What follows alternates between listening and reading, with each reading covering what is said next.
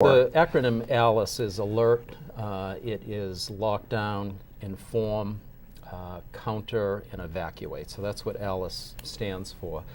It's a protocol that was developed well over a decade ago by a police officer, I believe in the Midwest, who his wife was a principal.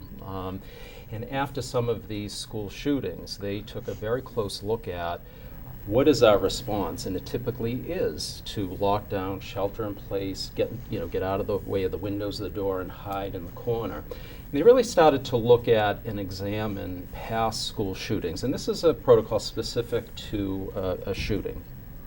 And what they looked at was the data suggesting that the police, while very prompt and respond to those crises in a very swift way.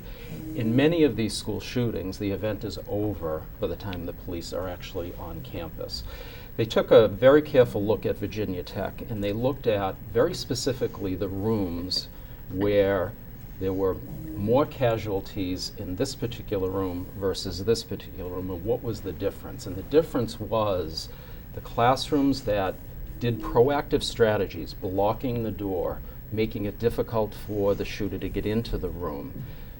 Classrooms where they went out the window. It was on the second floor, a number of students had broken limbs and so forth. But the survivor rate of the rooms where they took action was significantly greater than the survivor rate where they're huddled in the corner. And they really started to look at the target, where if you're huddled in the corner and you have a person with a weapon, you're setting a very easy target. And they looked at the success rate of trained police officers in a static, and John can speak a lot more than I can. The success rate for a police officer in a situation is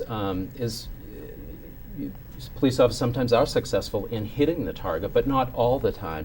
And they saw in these shootings where people were huddled, the success rate of shooting was through the roof. It was significantly high. Right. And John probably knows the stats. It was the accuracy rate is what they're talking about in terms. And the hardest, and we're police officers, when you're dealing with that, you're dealing with moving targets. And what they found out through these studies is that when they go into the rooms and the kids are huddled in a corner, they're a static target. They're not moving.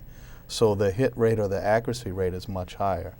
And as we've actually gone through this, and part of this, the ALICE protocol was as a result of the district attorney's office, one of their school safety initiatives was having this program, because I think when we looked at it and you looked after Columbine, our response was to surround and wait for SWAT.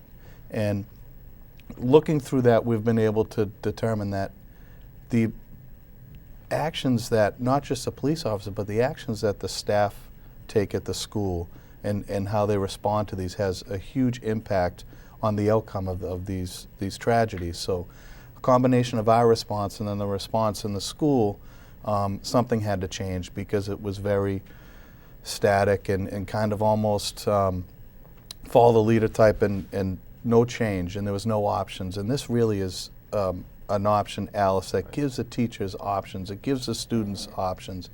They can think and make different decisions to keep themselves safe.